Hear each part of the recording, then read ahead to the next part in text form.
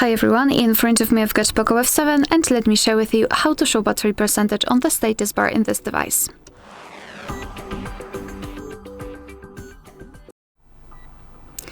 So let's begin with opening the settings, and here we have to scroll and find notifications and status bar.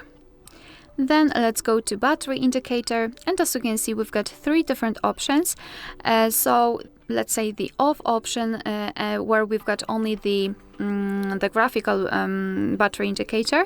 The second option actually, where we've got the percentage inside the battery icon, so it's relatively small but still it is visible.